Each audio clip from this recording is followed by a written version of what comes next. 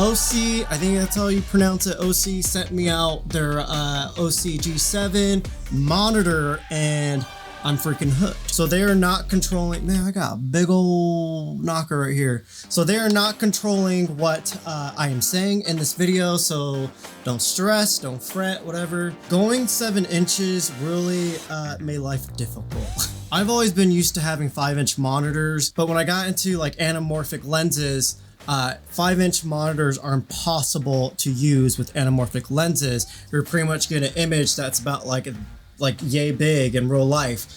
It's impossible to focus or do any of that. So I started looking at 7-inch monitors. Now my first introduction one ended up being true with the whole you get what you pay for. Every time I would go to adjust that monitor, you could see the body just like bending and you hear little creaks and everything. I was terrified to use that monitor on any gig because I was like, any day now this thing's gonna break on me. With this Osee G7, it's super robust. Like, I don't feel the need to get a cage for this at all.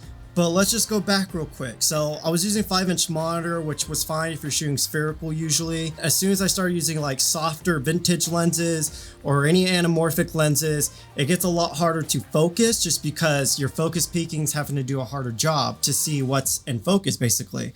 So when you get a 7-inch monitor, it kind of just opens up your world. It's really hard to go back to a 5-inch monitor now. I don't think I could do it unless I'm using it for like a director's kit or something like that. But even trying to like to zoom in and focus and everything, it was just impossible. So having a 7-inch monitor now has just really made life a lot easier. And now even with spherical lenses, if I try to go back and forth between a 5 and 7-inch monitor, it's impossible. Now since this is 7 inches, you would think that maybe it's heavy. It's actually not. Compared to other like 5-inch monitors, this one actually feels like similar weight or possibly even lighter.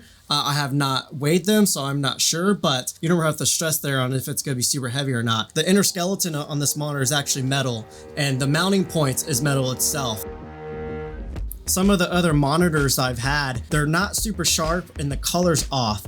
And so they would come out with like things like calibrate color and do all this, and it always just looked kind of off. But this guy, the color is actually really good to the point to where I can put a super graded power grade that I have and turn it into a LUT and put it on here. And it pretty much looks exactly like my calibrated monitor, which is pretty amazing because now I can actually film with what my final grade is going to be similar to. I am going blind. I am supposed to be wearing, I should probably put these on actually. I do wear prescription glasses, even if you guys see me outside and I have these tinted ones on. Having the tint actually helps though when you're going inside and outside. You just keep your glasses on all day pretty much, and so that's the reason I have those tinted ones. Point is, I don't have the greatest vision, and so not only is this a 7-inch monitor, but also it's pretty freaking sharp.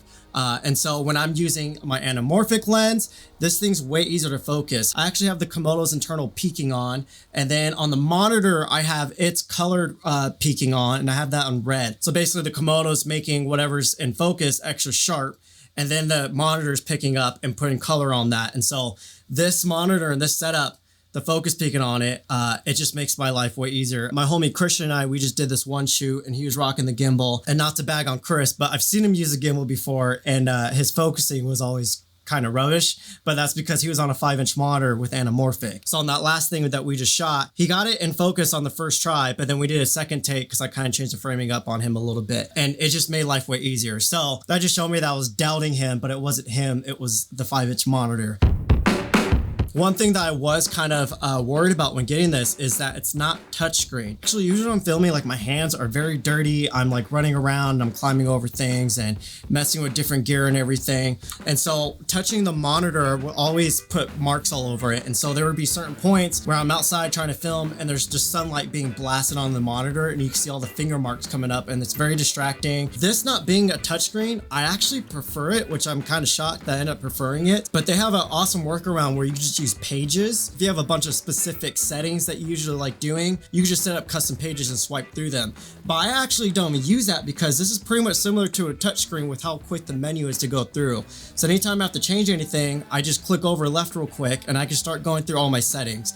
It's honestly not that big of a deal. This is 3000 nits. It's once again like one of those eye-opening things. It's something that you didn't think you need, but ended up being insanely useful. I actually haven't even needed to turn it up all the way, even when being out in Palm Springs in the desert and everything. I think the highest we turned this up to was 8, and it goes all the way up to 10. Again, when you're working with reflections and everything, that's just another thing that really helps, is just being able to blast out that light. But that doesn't matter if your screen's super reflective. That's another issue I had with previous monitors. The glare on it would be too insane. The cool thing with it is it comes with this whole kit. So this is the case. Mine's already a little bit beat up, but and it's a dual locking too. They actually give you a wall adapter, so you can plug the monitor straight into the wall if you're doing any studio work or anything like that. They give you a magic arm in here, and then they also give you a D-tap cable if you want to power it that way as well. But one of the favorite things that came in this kit, it's in my bag. Let me get it out. This sun hood. I don't have to deal with any Velcro and getting stuff stuck all over it. I always get sand all over my stuff. This monitor is easily bright enough to where you don't need this. The reason I like using this though is sometimes when you're out in the desert and you're around sand or anything like that, there's a lot of reflection. Like your monitor's just being blasted from every direction. And so this really just kind of helps kill the ambience. And so you could really pay attention.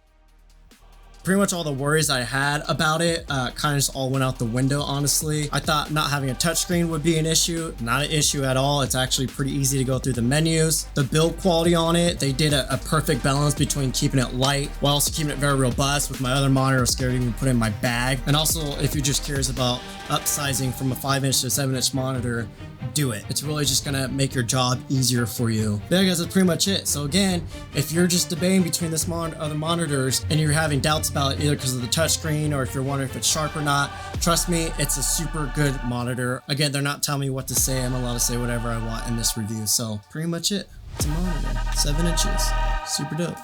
Peace.